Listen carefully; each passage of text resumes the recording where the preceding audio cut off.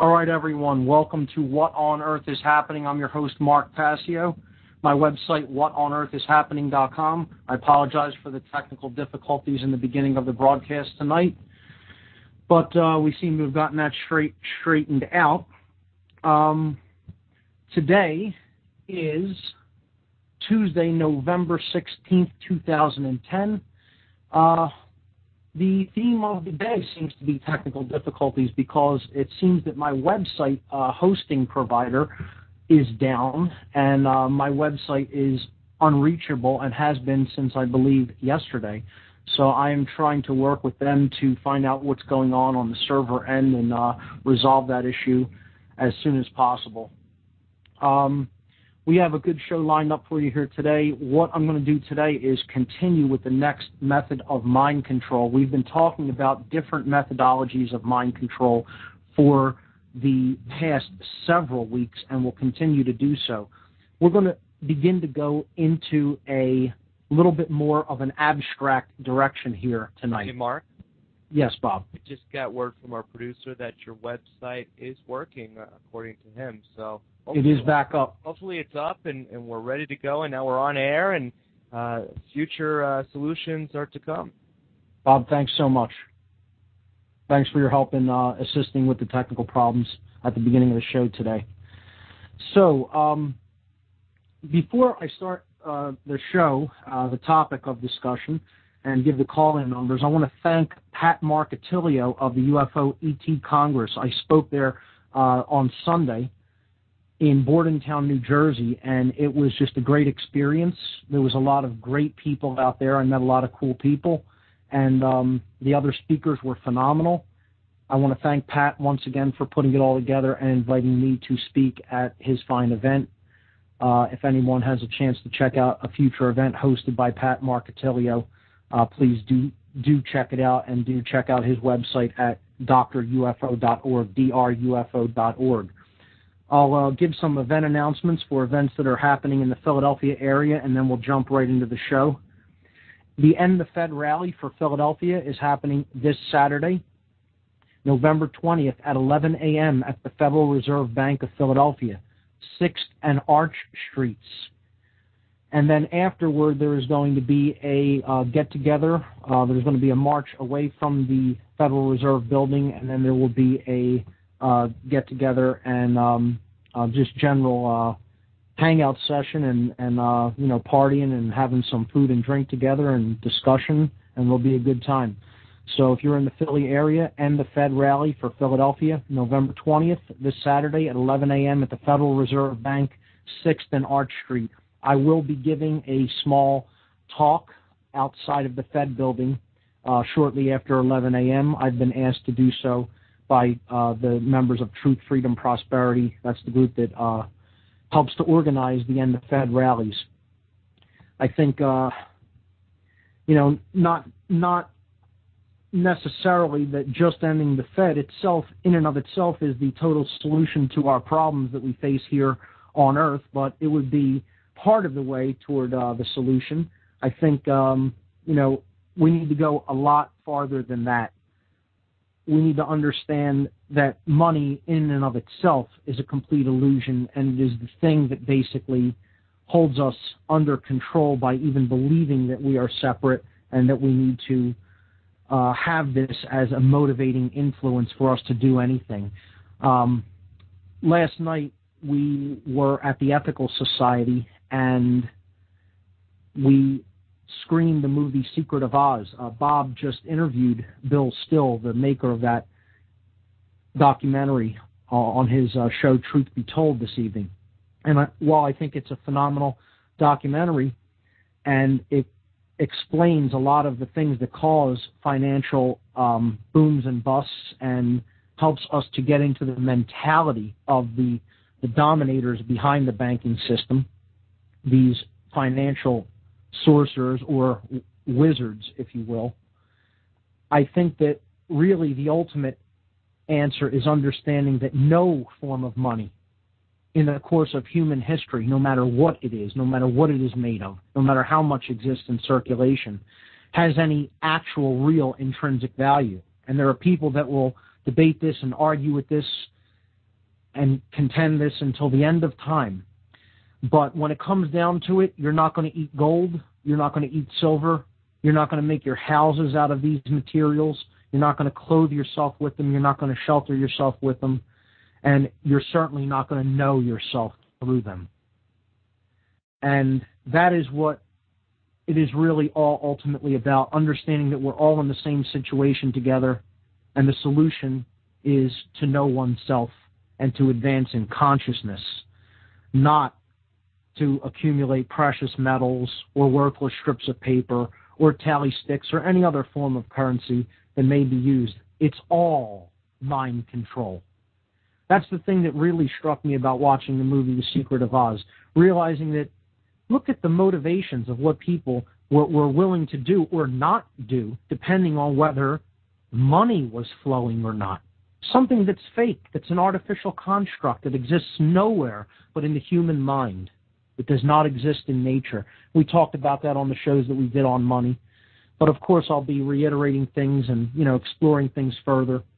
We're going to be going in a different direction tonight, a more abstract direction. We're going to be talking about time, the illusion of time, as I call this piece in my presentation.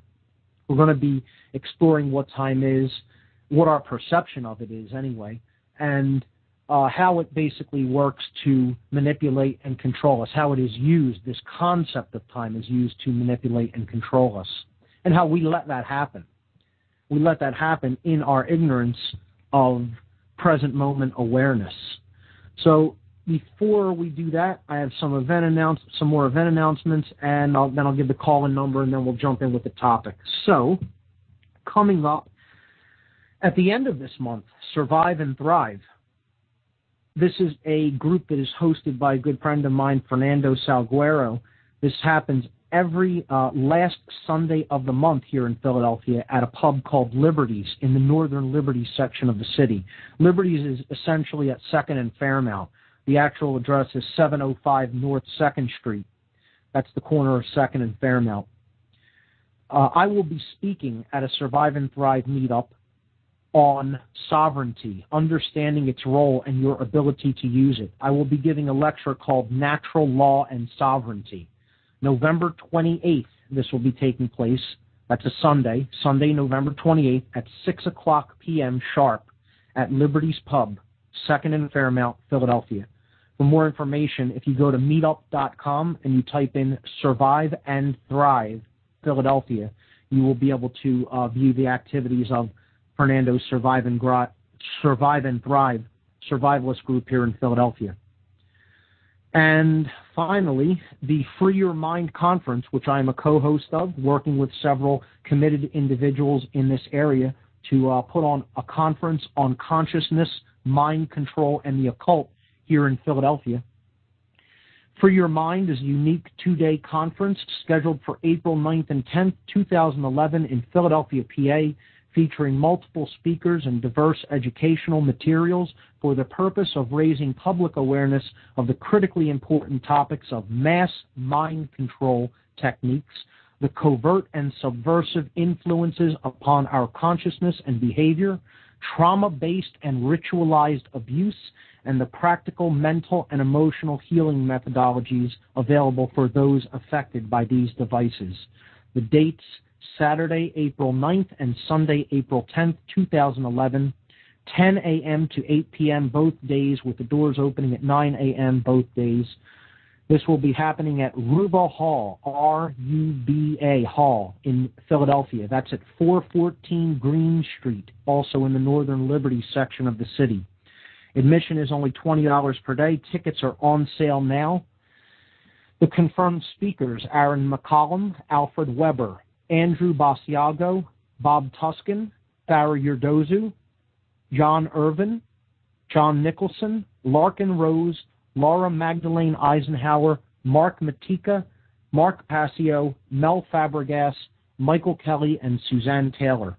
For more information about the conference coming up in 2011 right here in Philadelphia, please visit www.freeyourmindconference.com. So let's give out the call-in numbers. I'm going to continue to give the TalkShoe call-in number, and we're also broadcasting on on Blog Talk Radio tonight. So the call-in number for TalkShoe, 724-444-7444. Once again, the call-in number, 724-444-7444. The call ID number, if you call that number, to put in is 83515. That's 83515. For Blog Talk, for callers to Blog Talk Radio, the guest call-in number is 646-727-3387. Once again, 646-727-3387. Call in whenever you like. No taboo topics here. I'd be interested in getting some people's take on the topic of time, which is what we're going to talk about here today. So, when we're talking about mind control, essentially what we mean is the manipulation of human perception. This is ancient, dark psychology. This is dark occultism when you really boil it down. That's what the occult is. People don't really understand what the methodologies of the occult or mind control in particular are in a wider sense. That's why we do this show here. That's why we talk about these manipulation tactics. To know about how the mind can be manipulated and persuaded, and how the perceptions of it can be shaped and engineered, is critical. It is of paramount importance. It isn't negative. It's information. What we do with information imbues it with either positive energy or negative energy. But information in and of itself is never negative. If we see how something is being used, manipulated, perverted, and used against us as a weapon, that isn't necessarily negative. That can be empowering if we use that information to raise our awareness and protect ourselves against these methods. Well, like I said, we're going to be getting a little bit more abstract as the weeks and months go here on this radio show on what on earth is happening. Because what I'm going to begin doing, not necessarily in this show, but in future ones coming up, is starting to break down different occult schools of thought. And we're going to be exploring the symbolism of different occult schools. Essentially, what I'll be doing over the weeks to come is providing a form of initiation into the occult for some of the listeners of this show. And people may think, oh, that sounds scary. No, occult, as we've talked about on this show, simply means hidden knowledge. And if we're ignorant of some of this knowledge, we can be controlled through it. If we become aware of it, we begin to work with this information. We begin to assimilate it and understand it in depth. And in doing so, we begin to know ourselves better. We start to know the psyche better, our own psychological makeup and development. And as we move further into that path of initiation, if you will, it becomes much more difficult to pull the wool over one's eyes. It becomes much more difficult to manipulate someone that is in possession of that knowledge, because ultimately it's all knowledge of self. And that's why a dominator wants to hide that information. It wants to hide that knowledge, because if they have access to it and someone else doesn't, it's a piece of cake to manipulate their perceptions and what they think and what they feel. And that's what's going on this planet, folks. Whether you've recognized that or not by this time doesn't matter. It is happening. And I'm going to do my best to expose it until I can't do that anymore. So let's start our basic discussion tonight of time, what it is, how it is used to essentially manipulate the human population. How our system of time and timekeeping is basically set up on the earth, no matter where you are, is based upon physical movements. It's based upon the physical movements of bodies in the heavens. So this is going to eventually springboard off into a discussion about astrotheology, okay? And we will be talking about religion probably in 2 weeks or so. And we'll be getting into astrotheology as the main underlying exoteric aspect of what religion is all about. Once you strip away that exoteric cover story, you find something deeper beneath it that relates with the self and relates with consciousness. And we'll be talking about those esoteric components. And when we begin to get into this distinction between exoteric, or the outward explanation or cover story, if you want to look at it that way, versus the esoteric, the meaning that is reserved for the initiated. That is what occultists basically keep for themselves, and they give the exoteric cover story to others who do not know themselves and do not understand their symbolism or their system of manipulation. So we'll be looking at the distinction between those two principles, exoteric philosophy or ideology and esoteric philosophies. And this will lead into a deeper exploration of the occult and its movements, its schools of thought. When we are looking at time, we have to understand first and foremost our conception of what time is, and how we base our measurement of time is always based, in the modern world at least, upon physical, cyclical movements of objects. The earth rotates once per day upon its axis. That's a physical movement. We measure the month based upon essentially the moon and its movements. That's why it's called a month, based upon the moon, another physical astronomical body. We base our year upon the revolution of the earth around the sun. Again, another physical movement that is cyclical. What is the importance of physical, cyclical movements when it relates to our psychological perception of time? Why is that important? What does that do to the mind? What does that do to the perceptions? What does that do to the psychology of a person? Well, one of the first things that it does is it begins to paint the picture within the mind of their perception of the world upon this physical and cyclical movement, that things have always been this way, things are this way now, and things always will be this way. It is a sense of eternity or forever or unchangingness.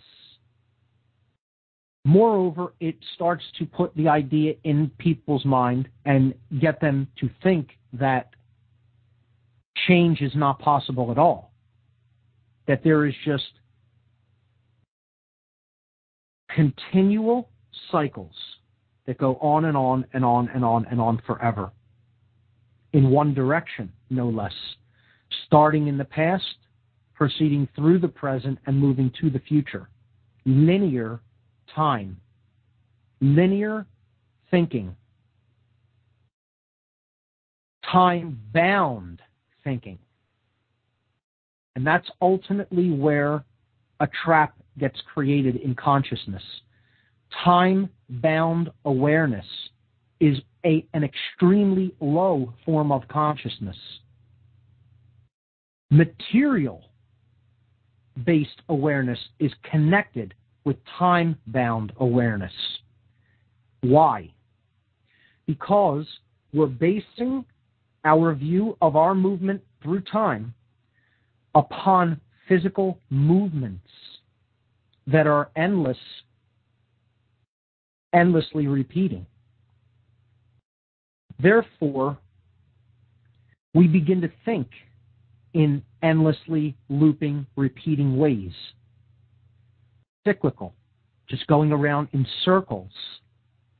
The earth is going around in a circle. It is going in a larger circle. The moon is going around in a circle around the earth.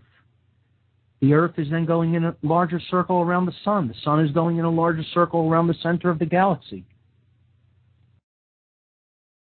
Circular movements, meaning you're never actually going anywhere. This form of linear, cyclical time traps people in a modality of, it's always going to be like this.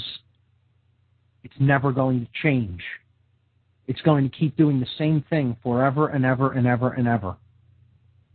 You'd be surprised how many people, whether they think about this consciously or not, from a subconscious level, just the fact that our system of time is based upon physical movements of objects, material things, how their consciousness falls into this pattern of always been this way, is this way now, always going to be this way, and there's nothing I can do about it.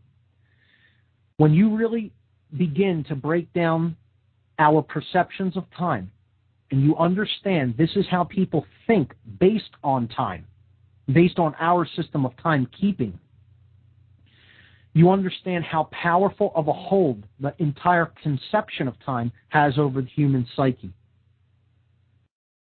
Now, what's the alternative to this? Well, before we even explain or explore that, let's look at some of the expressions that we use. We say time is money. We equate time and wealth. We look at time as a quantity, not a quality. Definitely look at it as a quantity, much more so than we ever look at time as qualitatively based. We look at it as quantitatively based. I don't have the time. There's not enough time. I need more time. Scarcity-based thinking. The more our lives become hectic, and we still try to stay in these linear modalities of thought and consciousness, the more it seems like there is less and less time in which to do the things that we want to do or need to do. This paints a perception of time speeding up, as there never being enough time, as there seemingly not being the same amount of hours in the day that there used to be.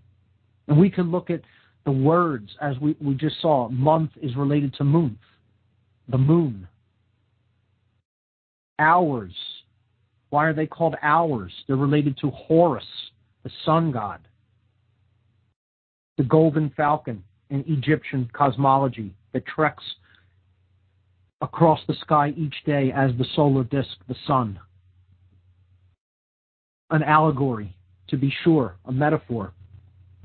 However, the word hour named after him. The sun coming up on the zone of Horus, the horizon, the horizon, named after Horus. And we'll be looking at this when we look into religion, because you have to understand how Horus is connected with Christianity. When we look into astrotheology, we'll be taking an in-depth look at that. And speaking of time, We're coming up to that time in the program where we have our commercial break, folks. Stay tuned to What on Earth is Happening with Mark Passio.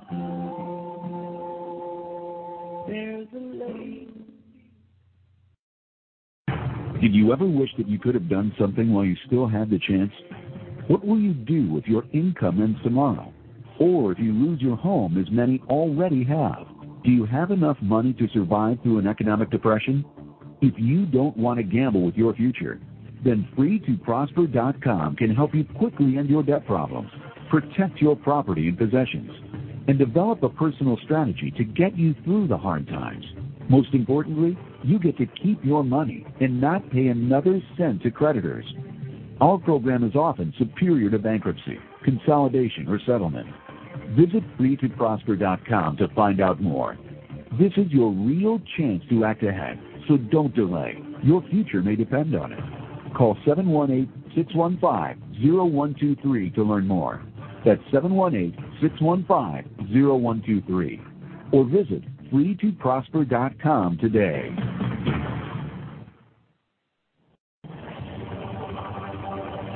In a world where corrupt oppressors and oligarchs that seize control of the population, total tyranny is amongst us. The burden of humanity rests on our shoulders. The only way out is to expose the global crime syndicate known as the New World Order. Together, we are all one. Together, we are Intel soldiers. The battle for free humanity ensues. Join us in the fight. TheIntelHub.com. Secure your future. Get your non-hybrid seed pack now. With the looming economic crisis, food shortages, and other toxic disasters, now is the time to be ready. Just click on the Heirloom Organics banner at the top of our Blog Talk Radio page today. Secure your future and the future of your family in hard times. Heirloom Organic Seeds.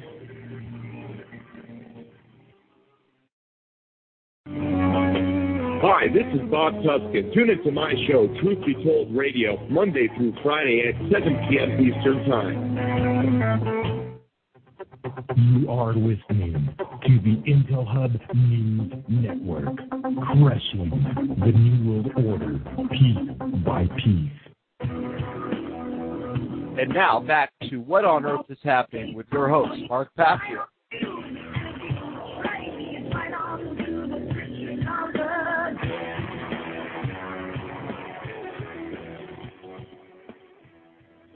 Bob, thanks so much. We're back from our break. Before the break, I was talking about how different gradations of time are, basically given to different physical objects. In this case, planetary bodies, the sun. We were talking about Horus, the sun god of Egypt, named after the hour. Let's look at how some physical nesting of cycles is used when it comes to our way that we divide time, different measurements of time. We could see that these are nested within each other and the same pattern repeats. Again, this is psychologically getting into the subconscious of a person. This is basically painting the picture that the entire universe is, like Russian dolls, like a prison that you can never get out of. You get out of one, you hit another wall, you go into another doll, and then get out of that one, and it keeps going and going and going. It's a linear, cyclical, endless progression, and that paints a picture of hopelessness in most people's minds, the inability to change. It basically gives them a sense of futility. That's what it paints in the psyche, in most people. People who can't see through this linear way of perceiving what we call time. So look at the smallest gradation of time that we basically work with. Of course, we have smaller gradations used in science, but I'm talking about for the general person, the second is the smallest gradation. Now, the second is actually dedicated to the planet Mercury. Now, that sounds strange to most people, but if you follow this progression, you'll understand how this works. And I'll put some images related to this on my podcast section. Again, every week I put related images, documents, movies, anything connected to the topic that I'm talking about up on my website in the podcast section. So you could go to the show for that week, you can listen to it or download it, and then you can view associated images, documents, videos, etc. on the podcast page. Mercury is considered the second object in our solar system, the sun being the primary object, the first object. So Mercury is the first planet from the sun in our solar system. It also has the fastest orbit. Its orbit, I believe, is approximately 80 days, or just shy of that, about 79 days in Earth days. So it makes one complete revolution around the sun every 79 days or so. This makes it the fastest planet. And in Greek tradition, Mercury was considered the messenger of the god. Roman tradition. So the Greeks called him Hermes. Okay, he was considered a messenger of the gods. In Egyptian tradition, he was known as Thoth. This is because he is the closest to the sun, which is considered the bringer of life and light and energy, essentially being the embodiment of God in the solar system. So the second hand, okay, that's positioned around the central hub, all of the hands on a clock position from the center. If we look at an analog clock, this will be demonstrated much easier than if we simply try to think about it. If you hold the image of an analog clock in your mind, okay, the center point represents the sun. A circle with a dot in the center is the ancient symbol of the sun. And as we look at some of these concepts that get a bit more esoteric, symbolism is going to be very critical to keep in mind. And we're going to have to understand and become symbol literate, understand the language of symbolism as it has been used throughout the ancient world and as it is still used in the modern world. So a dot with a circle around it. This is the symbol of the sun. It's an archetypal symbol. An archetype, as we talked about before, is a simple form that it has a meaning inherent to it that is already indwelling in the human psyche and in the subconscious mind. It's ancestral memory. This is embedded in our subconscious. We may not be aware of it at a conscious level of the meaning of the symbol, but we know it at an intuitive, fundamental level of consciousness. That's an archetype. One of the biggest archetypes is the egg. We've talked about that briefly before on the show. Another archetype is the solar symbol of a dot with a circle around it. So, going back to breaking down this nested cycle of time in our method of timekeeping, the second hand, the smallest gradation that we use at a practical level on a daily basis, is given to the planets. Okay? This is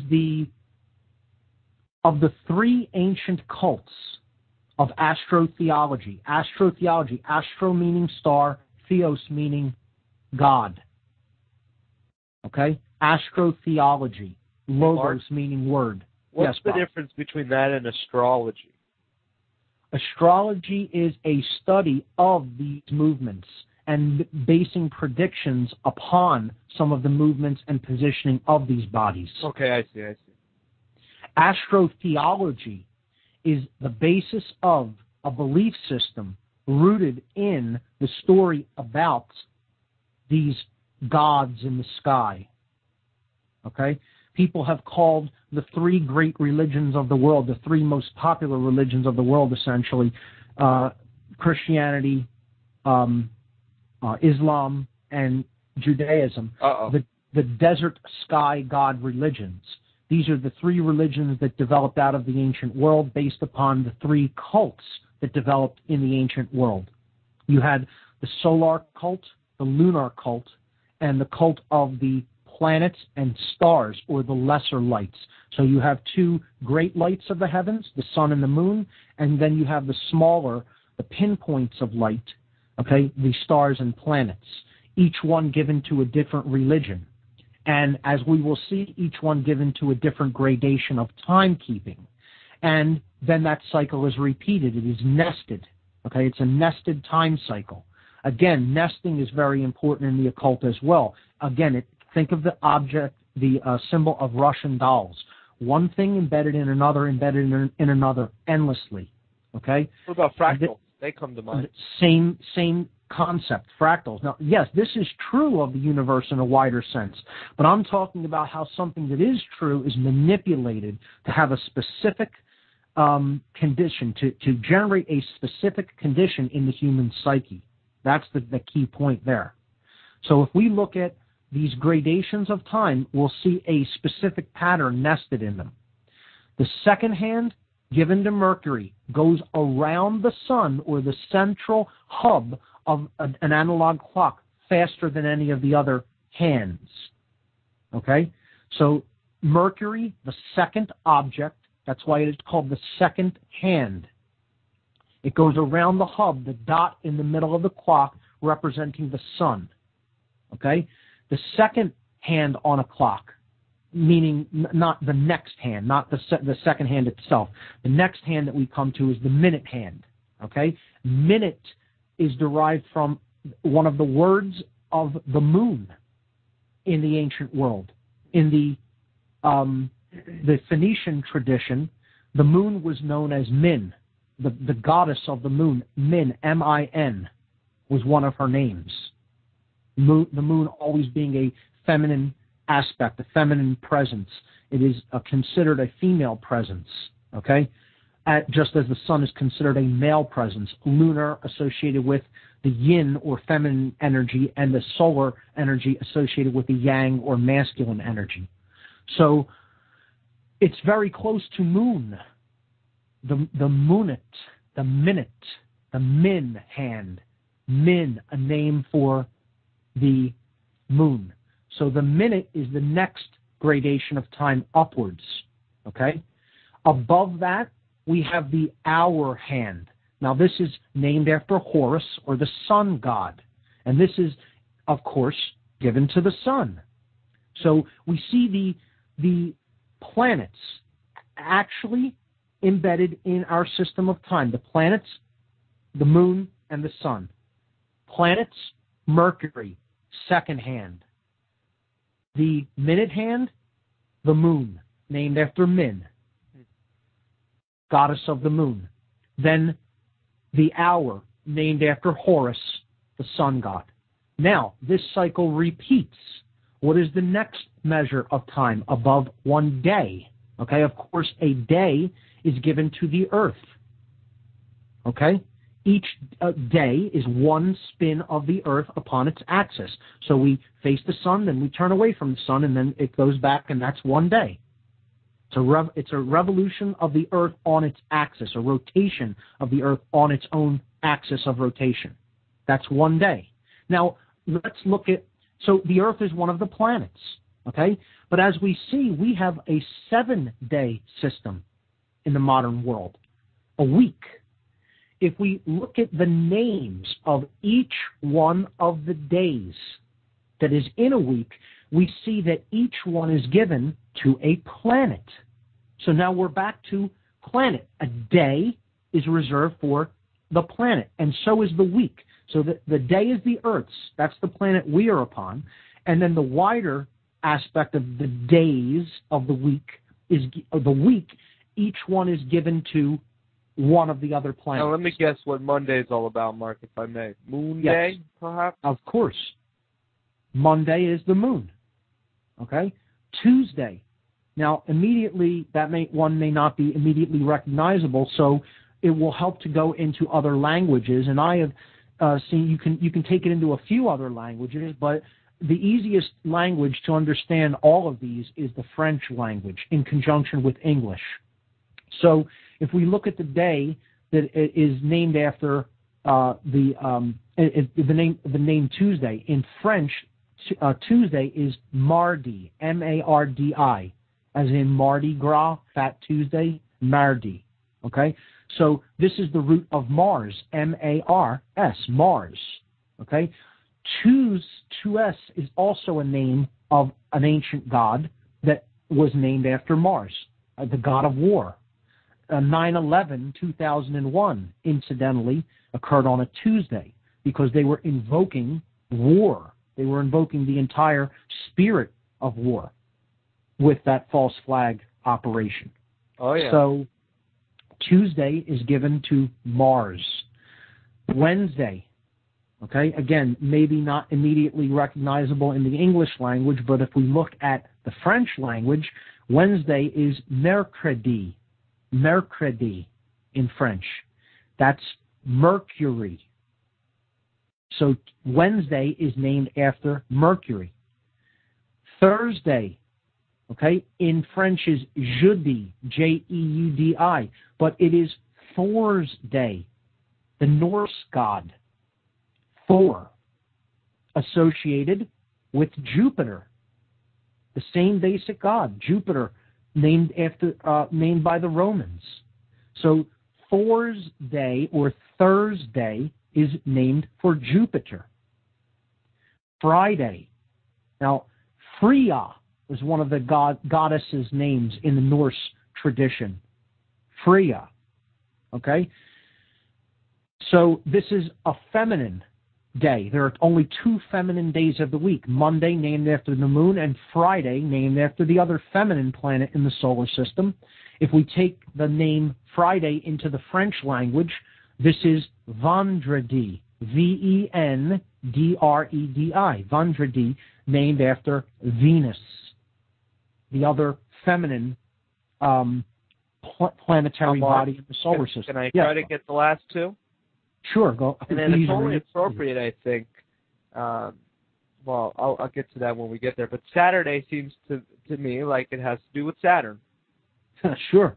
I mean, that's right in the word. That one's real easy. Right. And of course, Sunday as well. Sunday, and right. That's the most, I guess, crucial of them all because of all these sun cults, as you mentioned.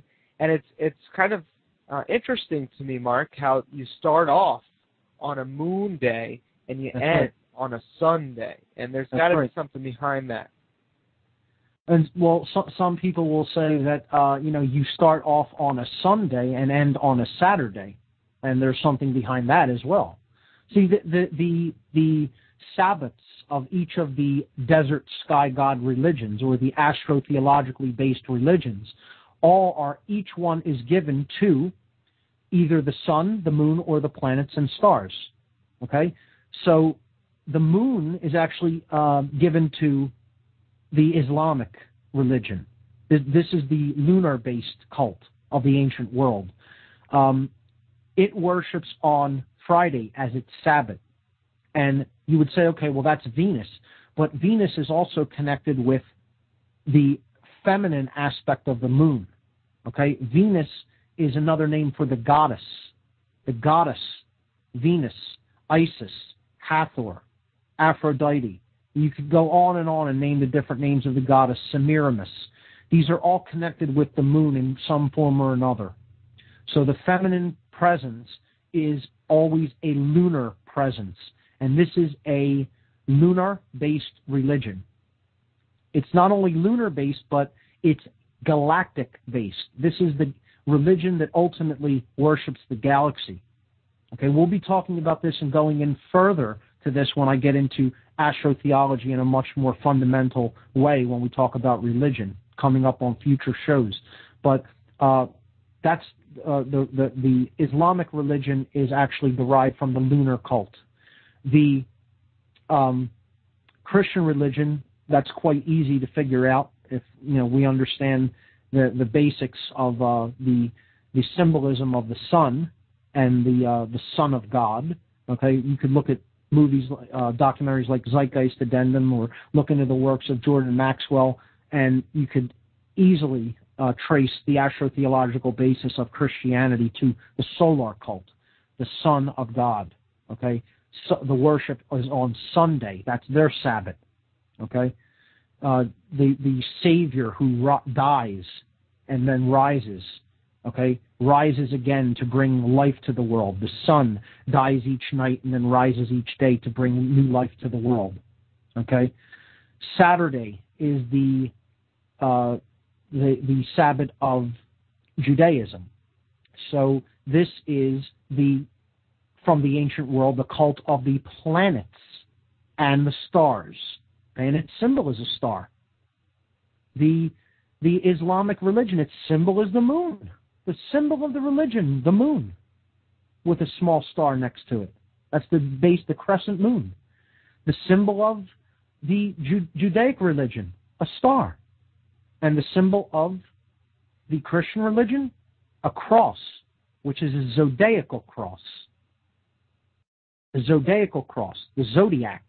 That's what it is actually representative of, the sun upon the great cross of the zodiac. So we look at the zodiac. Okay, the sun symbolically placed in the middle, 12 houses or divisions around it. The 12 helpers of the sun, the 12 disciples of Jesus. Okay? Let's look at the next cycle up. So, of course, we have had the week, and that was based upon the planets. Now, the next cycle of time up, the month, and we have already alluded to that. That's based upon the moon, the month. And that is how we measure basically a month, the lunations of the moon. So, again, we see this nested cycle. We had the second given to the planets, specifically Mercury. Then we went up to the minute given to the moon. Then we went up to the hour given to the sun, the day and week given to the planets again. Then we go back up a month, a longer duration of time given to the moon again. And then the next gradation of time, the year, of course, measured by our revolution around the sun. So that's given to the solar concept and the solar cult as well. Now, when we start to understand this physically, materially, that's the key thing, the materialistically based measurement of time. It's always based upon matter. That's the key thing to keep in mind. It's based on matter and materialistic thought. When we say time is money, we're equating it with something that is materialistic. The fake money, not the real money, the one eye, but the fake proxy for balance and imagination and harmony with nature and understanding natural law and enlightenment, etc. That's what our fiat currency, debt-based monetary system, fractional reserve, central bank owned and controlled monetary system is all about. Okay? So when we associate endlessly repeating physical, materialistic movements of objects with time, our consciousness tends to become more materialistic. This works whether we understand it, we don't understand it, we know it consciously, we're ignorant of it, it doesn't make a difference. We are being entrained to something. So this is another word I want to bring up when we're talking about time. Entrainment. E-N-T-R-A-I-N. Entrainment. Okay? This means to get the mind following along. To set up a system of leaders and followers. Entrainment. Train. Entrainment. M-E-N-T, the basis of mind. mente in Latin. Entrainment essentially means to make the mind follow.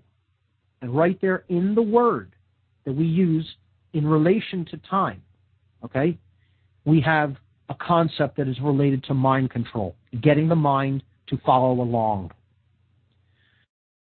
So we will explore deeper aspects of the astrotheological basis of the world religions coming up in future shows. We'll go into that in the future. Well, we saw how this is intricately connected with our gradations and measurements of time in the world today. So we can go up another step from the year, where you say, okay, well, how is anything measured even bigger than a year?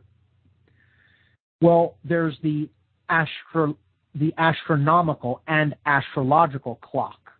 Okay, this is known as the Great Year, or what astronomers refer to as the precession of the equinoxes. Now, this is a little bit of a abstract concept to understand, but if you do explore a little bit about astronomy, and astronomy is a fascinating topic to look into, it's a fascinating science. I do encourage people to look into the movements of the planets and the sun and the earth, etc., and the moon. Understanding this is actually really, if we break past the exoteric, okay, and we break out of the linear time-based thinking, this becomes a very powerful metaphor for different aspects of the self. And that's ultimately what astrology becomes all about. Now, I wouldn't call myself by any stretch of the imagination an expert in astrology, even in some of the symbols of astrology, okay? It is the occult science that I feel that I need the most study in compared to the knowledge that I have about other occult sciences. So it is probably my weakest area of my delving into the occult in general is astrology. I have looked into it a bit, but my interest in it is in relation to religion when it comes to astrology, because that's all religion basically is about. It's about the movements of the planets and the attributions of the planets, and that is what is ascribed to the gods of these religions. We understand the God that is ultimately being worshipped in Islam is really about the galaxy, okay? It's about the feminine aspect of creation, which gives rise to the stars of the galaxy.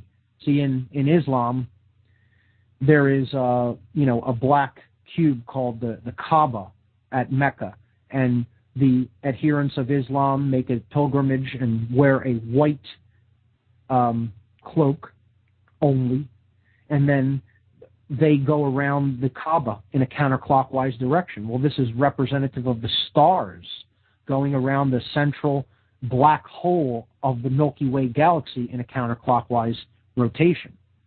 This is an astrotheological ritual because ultimately it is the moon and galactic cult. The Christians worship the sun upon the cross of the zodiac, crucified upon the great cross of the zodiac, which has to do with the precession of the equinoxes, which has to do with the cycle of the year, the solstices and equinoxes forming a cross on the zodiac. The 12 helpers, again, representative of each house of the 12 houses of the zodiac. So the Judaic religion, again, based in the gods, the Elohim, plural gods. Why plural? Well, you have the singular gods of the solar and lunar cult and the plural gods of the Judaic cult. The stars and the planets, all the small lights of the heavens. It all starts to fall into line and make perfect sense once you understand the astrotheological basis for religion. And moreover, it perfectly helps us to understand how time is chopped up in little pieces and given to different gods of the ancient world, and what that does to the human psyche. Sounds like we're coming up to another break, folks. I want to thank everyone for listening. You're listening to What on Earth is Happening. I'm your host, Mark Passio. My website, whatonearthishappening.com. We'll be back after these words.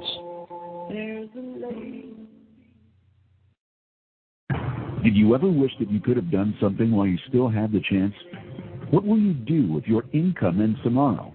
Or if you lose your home, as many already have? Do you have enough money to survive through an economic depression? If you don't want to gamble with your future, then FreeToProsper.com can help you quickly end your debt problems, protect your property and possessions, and develop a personal strategy to get you through the hard times. Most importantly, you get to keep your money and not pay another cent to creditors. Our program is often superior to bankruptcy, consolidation, or settlement. Visit FreeToProsper.com to find out more. This is your real chance to act ahead, so don't delay. Your future may depend on it. Call 718-615-0123 to learn more.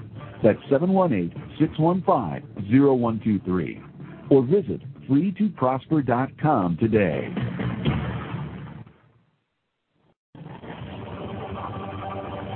In a world where corrupt officers and oligarchs have seized control of the population, total tyranny is amongst us. The burden of humanity rests on our shoulders. The only way out is to expose the global crime syndicate known as the New World Order. Together, we are all one. Together, we are all intel soldiers. The battle for free humanity ensues. Join us in the fight. TheIntelHub.com. Secure your future. Get your non-hybrid seed pack now. With the looming economic crisis, food shortages, and other toxic disasters, now is the time to be ready. Just click on the Heirloom Organics banner at the top of our Blog Talk Radio page today. Secure your future and the future of your family in hard times. Heirloom Organic Seeds.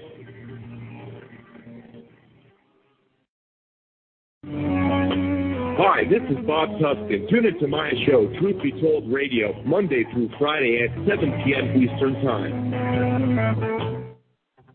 You are listening to the Intel Hub News Network, crushing the New World Order piece by piece.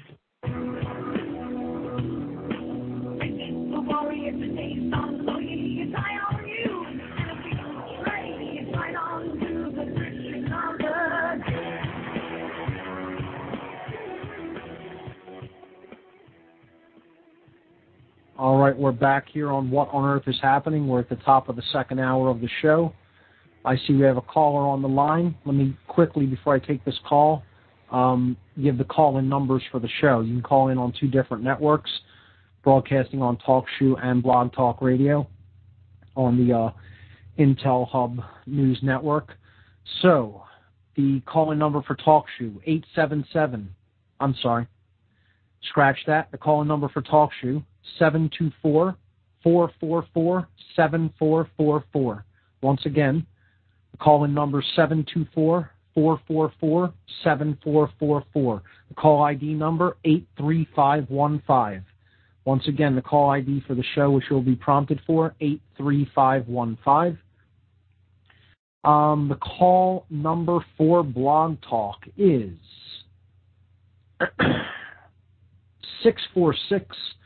646-727-3387. Once again, 646-727-3387. I see we have a caller here on TalkShoe. I'm going to attempt to take this call. Let's see what happens. Freedom in Texas now. You are on live on What on Earth is Happening. Are you there? Caller from Texas, are you there? Oh, yeah, Mark, thank you so much for having me on the program today. Calling from... I recognize that this is Bob, isn't it? I figured I'd jump in there and make things interesting. I guess your caller's not there. Hey, you have anything for us, though? BobTalksCafe.com. I've been enjoying the show, and it's so funny how every time we come up to a commercial break, you happen to be talking about time throughout the program. That's kind of the theme. And I was wondering if I didn't have any knowledge of the 7-day week or the Monday-Friday system or the hour-minute system, how would I live my life? How different would it be? And how controlled are we to time? And how is time associated with our price system, our monetary system? Because, like you keep saying, time is money. So in a sense, they have created a control of our lives using this tool of time. And I think this is an underestimated tool of corruption. It's one that you don't hear many people talking about because it's abstract. It's largely based in symbolic thinking, because ultimately the answer is there is no such thing as time, just like there is no such thing as money. It doesn't exist. It's a construct that only we make up, and it only exists in the human mind and psyche. And we need to break that linear pattern of endlessly repeating cycles that go on and on and on and on and on that we never break free of. We need to break the psychological hold that time has over us. And like you said, how would that make our lives look in the aftermath if we began thinking in nonlinear, time-based terms? Not non-time-bound awareness means you're always in the present moment. There is only one moment, and it is now.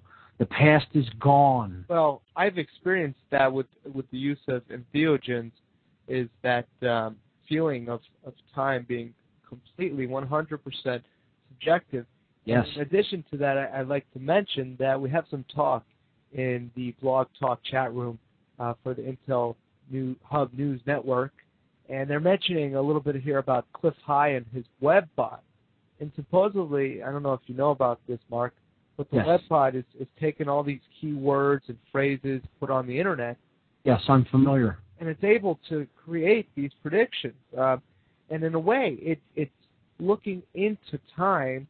And then I'm even interested, perhaps, and I might be going off the wall, and I apologize if I'm digressing from your topic too much, Mark, but I'm interested in time travel. Sure. What kind of technologies do these elite scumbags have that we don't know about? I have to imagine that the military-industrial elite scumbag complex has technology far beyond Nikola Tesla and some of these things they've suppressed over 100 years ago that were developed today that would only surpass our least of imagination. Yeah, I would think that they would certainly be looking into it, if not developing it already, because if anything were to occur that would upset their plans, they would want to be able to try to change that timeline. I would absolutely think it would be in their psychological makeup to certainly look into the possibilities of that. I'm not saying that it is developed or not, but it's an interesting topic to explore, and we can speculate about whether they may have some of these things in the Black Ops projects already under development. Absolutely. Well, Bob, I thank you for calling in and raising that point. I'm going to move along and take a call from what I think may be another Bob on the show here. Caller from Southwest Ohio. Is this Bob from Cincinnati? It's like the two Jakes. It's the two Bobs on Mark Passio show. Mark, thank you for taking my call firstly, and thank you for all the great work you've done up to this point on vaccines, chemtrails, and the food. I know that just the links you placed on your site was so important for me. I stopped by there was one Trader Joe's in my 30-mile radius, and it was worth the stop in. So thank you, Mark.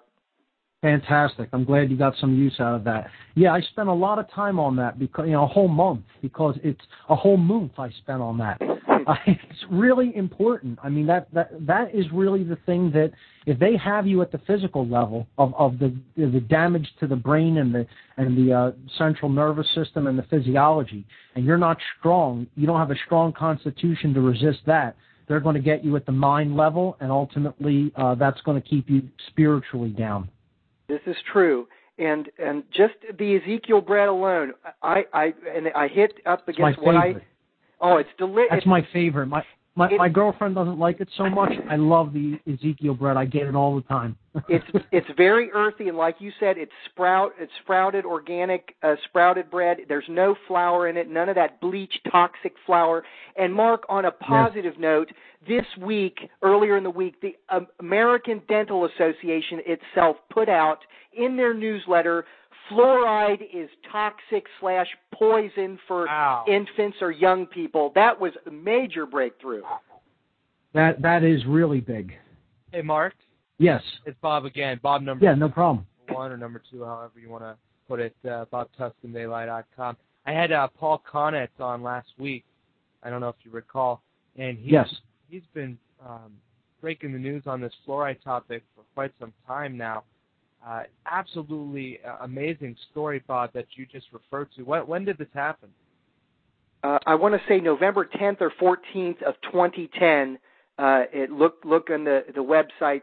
ADA admits fluoride is toxic for infants. Powerful statement of an industry that has spent the last 70 years poisoning not only our bodies, but our metaphysical beings. Shameful. We must still hold them accountable. They are trying to break their culpability and accountability, but it's good news for us, but sad news for the reality we're living in. So much scientific literature is coming out on the topic that they cannot suppress it anymore. They cannot keep it back because so many voices are being raised to condemn fluoride as something that does not need to be in our drinking water. Never did. So true. And Mark, I'm ashamed to even interrupt this powerful topic of time. I've always felt, just on a personal note, ladies and gentlemen, I've always felt that time, not space. I never argued about space. It was a construct because, one could feel that. But time always was inherently or a felt construct. And Mark, thank you for just even you mentioning it last week was such a powerful validation for my spirit. Thank you. And I'm going to hush and let you continue on time. This is very important for us to know. This is powerful, or it's not powerful. It is classic mind control over us, this concept of time. It is a prison for our three-dimensional reality, because if we can get away from this ridiculous construct of time and the watch and the, I've got to hurry, I've got to keep moving, God, I missed this, I've lost that. It's all mind control. Thank you, Mark Passio. Once again, you are the greatest. Good night, gentlemen. Bob, thank you so much for calling in. Always a pleasure to hear from you. Kevin from Philadelphia, you're on What on Earth is Happening. What do you have for us? Hey, Mark. I was actually going to honor the positive side of time that I have been offered recently. Sure. In the many moons that it's been since you started your show, because I first called in and my wife once called in like a couple weeks later, specifically talking about how we were involved in a group that was trying to build the first urban earthship inside of Philadelphia, but there were some issues on board. Well, they just finally got past one of the first major hurdles, and we now actually have a place to build. And there's one also being built out in Bristol for a nature center in Silver Lake Park here in Bucks County. And that should, in theory, that one should be starting in the springtime. They'll actually be breaking ground there, and we'll be like packing tires and such then. So it's been a long process and a frustrating process when it comes to time and the illusion of time, as Dr. King had mentioned about how, like, when will we have to wait until we're actually free? Right. Was his big question at one point during one of his speeches. And at this point, I'm suggesting that although time can be frustrating, have to be patient through. That learning of patience comes with its own rewards. Well, it's been said that the only reason for the existence of the perception of linear time is to separate different events so that everything isn't perceived as all happening at once. And that may sound like a cliche. That may sound like a cliche, but that's part of, I guess, why we perceive time as such. But there's another cliche that the time is now, and that one is really true. There is no other moment. There's nothing. The past is gone. It's over. There's nothing you're going to be able to do to change that. The future has not arrived yet. We exist in the now. And if we really bring our focal point of observation, our observer qualities into the present moment, it's a powerful shift in awareness that takes place.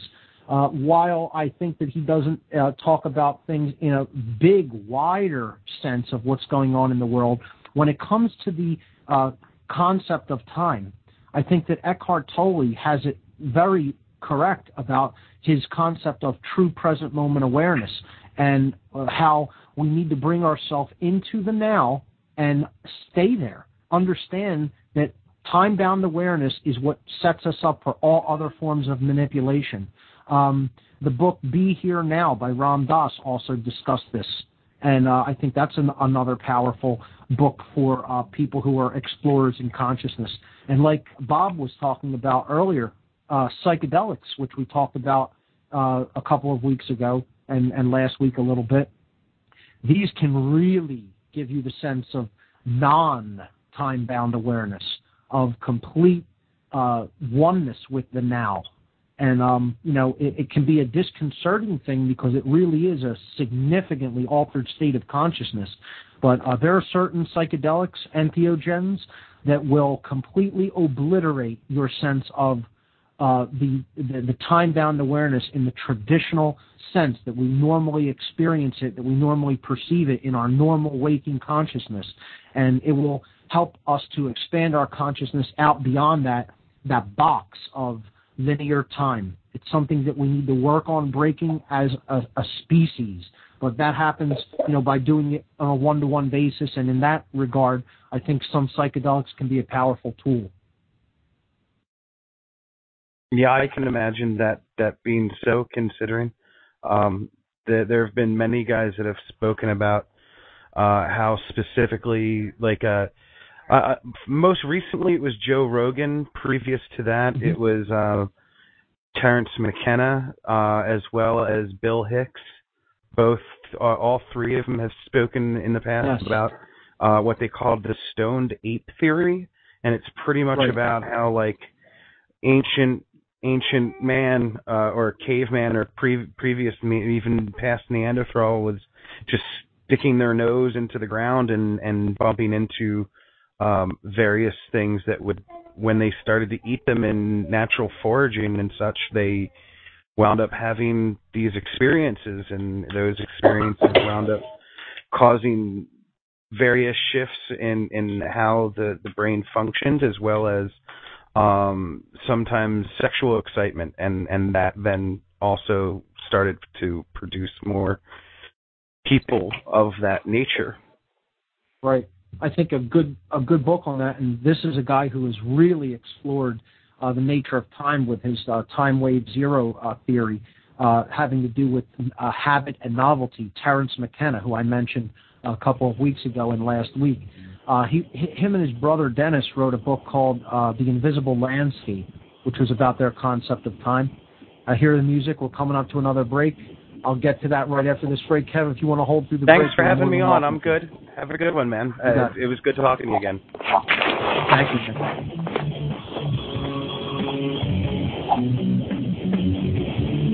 And Mark, continue to talk. They're not going to hear the commercials, so.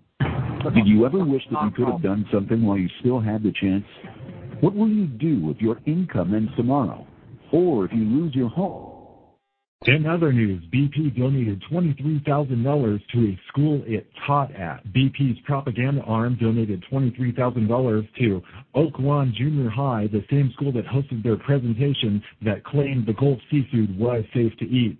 The donation came months before the presentation, but remains highly suspicious.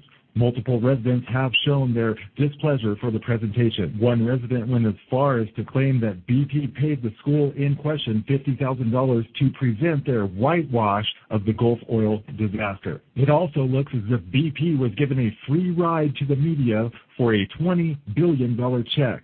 6 months have passed and no one is talking about this disaster. Bob Canvar, author of Disaster of the Horizon, has this to say. You know, it's tragic. The U.S. government and BP both wanted this story off the television because it was 24/7 with the ROV feeds that BP had where you could actually watch the well flow and all of the reporting that was going on. The government desperately wanted to get that off of the television. So they actually worked with BP to make that happen, I believe, and that's what I concluded in my book. Looks as if BP will have some explaining to do. On the technological front, nanogenerator powers up. Last week, the journal Nanoletters published a paper detailing recent achievements with their piezoelectric nanogenerator. The device is about 1.5 to 2 centimeters and is capable of generating around 2 volts. The device works by converting mechanical energy into electrical energy by bending nanofibers within.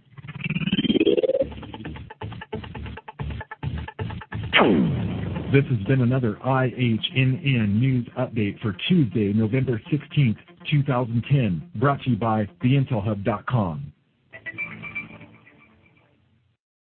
Okay, ladies and gentlemen, we're back. I'm Mark Passio. You're listening to What on Earth is Happening. We had some further technical difficulties.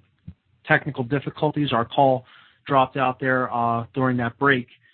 We had to reconnect, but we're back up now. So continuing in with the topic, if there's any other callers that want to call in and talk about this topic of time, specifically time as a method of mind control, the call-in number is 724-444-7444. The call ID number 83515. You could also call in at 646-727-3387. So it looks like we have a caller on Blog Talk. I'm going to try to take this. Let's see how this goes. Here we go. Caller, you're on What on Earth is Happening. What do you have for us?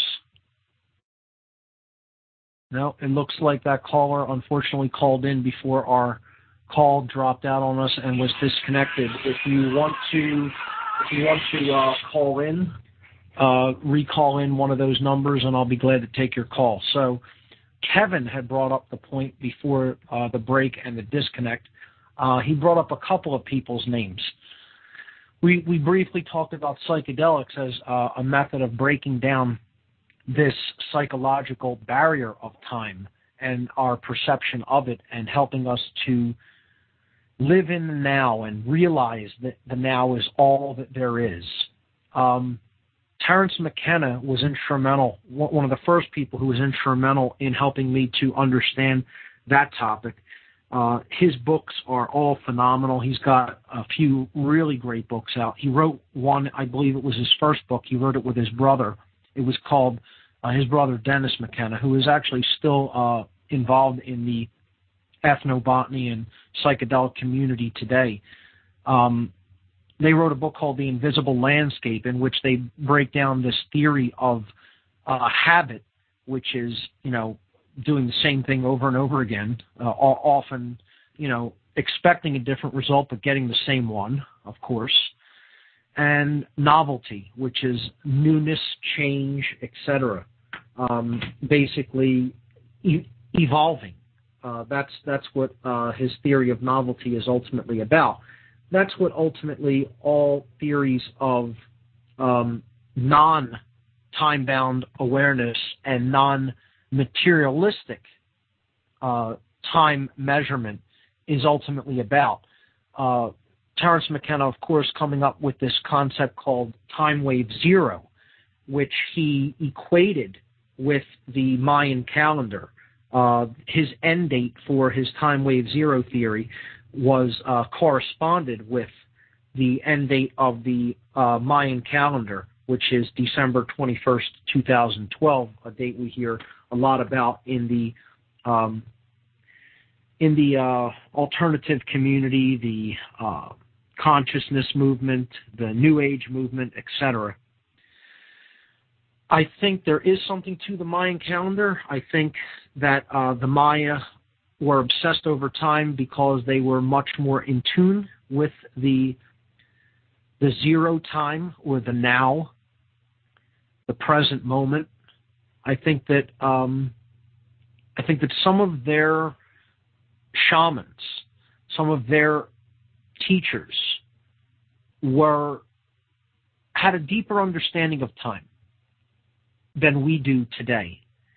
They understood time as not a perpetual cyclical measurement of physical objects and their motions. They understood it as a progression in consciousness. They understood time as the thing that we move through in consciousness on our journey of evolution in consciousness. They understood that time was moving toward something that was ineffable, intangible, non-physical, and that it represented a paradigm shift, if you will. It represented what some of the other traditions about time refer to as a shift of the ages, a change in the way human beings think and interact, what has been called in the new consciousness movement the paradigm shift. I heard this referred to for the first time myself back probably in the very early 90s, late 80s or early 90s, the paradigm shift. And I think this is something that we're in the middle of now, and it's still in its transitional phases, and it's all about moving to a higher level of awareness and consciousness when it comes to what is taking place on this planet and when it comes to what is taking place within each one of us. So Terence McKenna, his other books, The Food of the Gods, about psychedelics and their role that they played in human history and the expansion of human consciousness. Also, his other book called True Hallucinations, about his journeys with his brother and friends in the Amazon basin and their use of psychedelics there. He has another one, which is, I think, one of my favorites, called The Archaic Revival. And this is a collection of essays by Terence, and it's just brilliant with what it lays out about consciousness and time. So Terence McKenna, I can't recommend people look into him enough. As I said a few weeks, over the last couple of weeks, tons of information from Terence. I'll have to post a couple of things on the website, particularly regarding his theories about time, habit, and novelty. Another gentleman that Kevin brought up was Bill Hicks, the comedian. And we talked a little bit about psychedelics. Bill Hicks was a very conscious individual. He put a lot of this information in very comedic terms for people to understand it and not, be hostile about it. As the saying goes, if you're going to tell people the truth, interject some comedy or else they'll kill you. So he had a saying about LSD, and again, this is another psychedelic. It's demonized. It can be used in a very negative context, and there's also positive usages for it. Again, it's a tool, and it's something that we could explore if we go into it with the right set and setting or the right mindset. And Bill Hicks always had a little line that he did in his comedy routines when he said, today, a young man on acid realized that all matter is merely energy condensed to a slow vibration, that we are all one consciousness experiencing itself subjectively. There is no such thing as death. Life is only a dream, and we are the imagination of ourselves.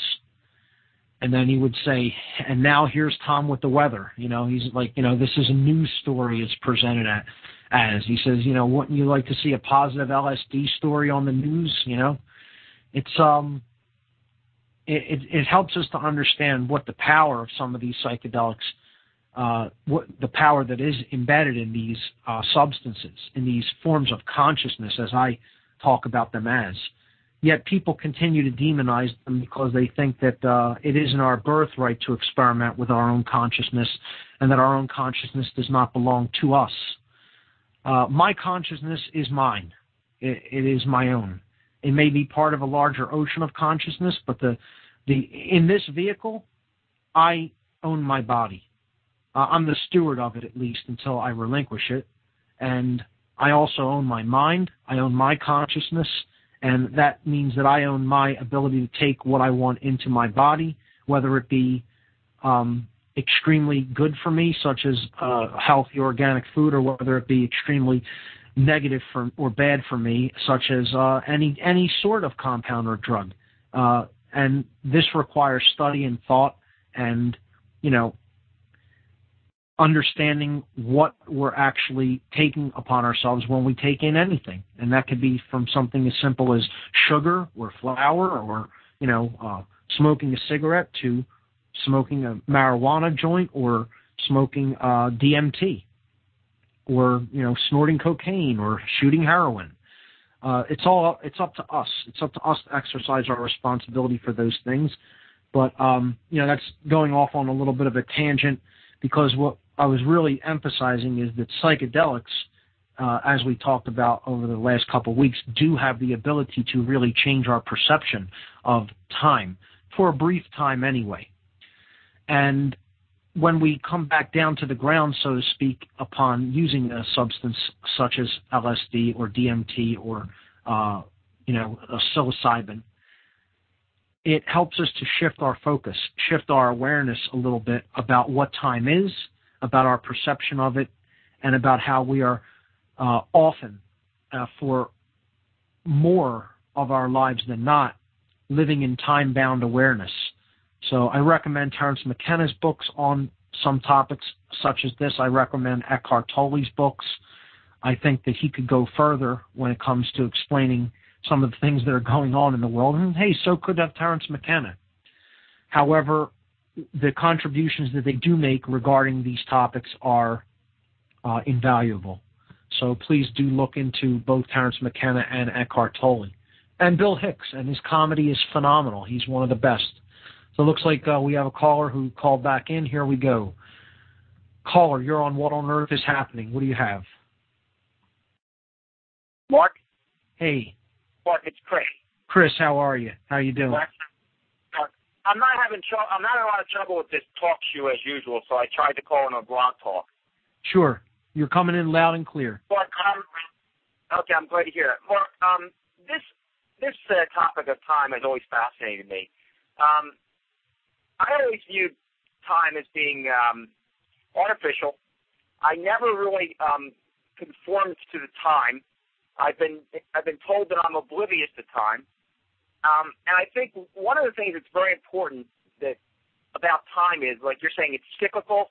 It leads to ritual, repetitive behavior. Yes. And I think it's kind of like having humans chase their tails. You could chase your tail all day long, but you're really never going to get anywhere. And I'm saying this from a consciousness standpoint.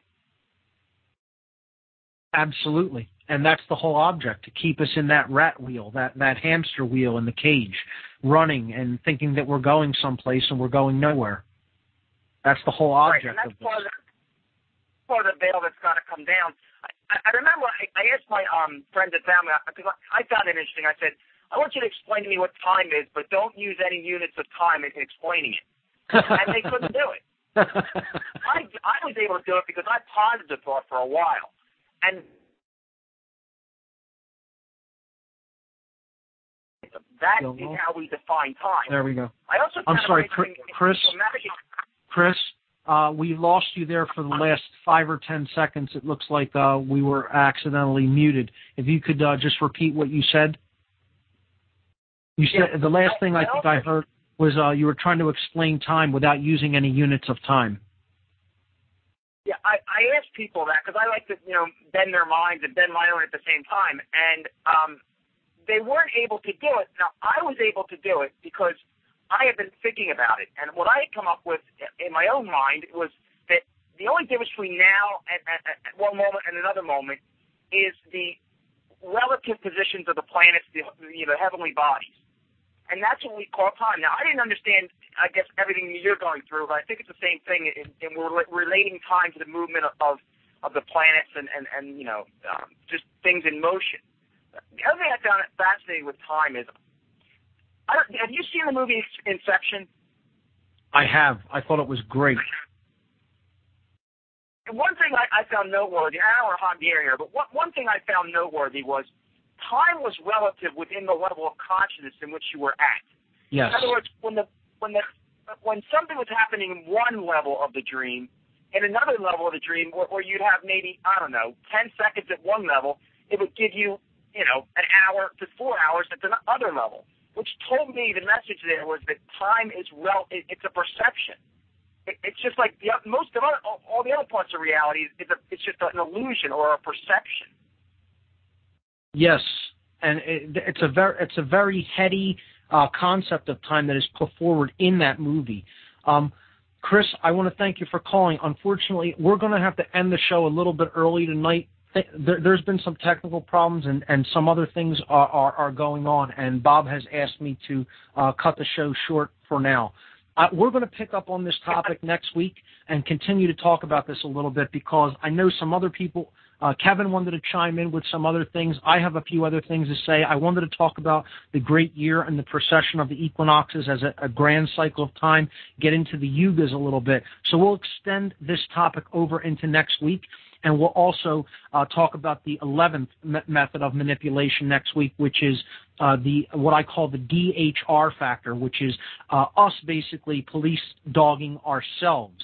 The denial, hassle, and ridicule factor that is so prevalent among the people of our society that don't want to look at the truth about what's going on in our world. So we'll transition into that topic, but we'll continue to talk on this topic for a little bit next week.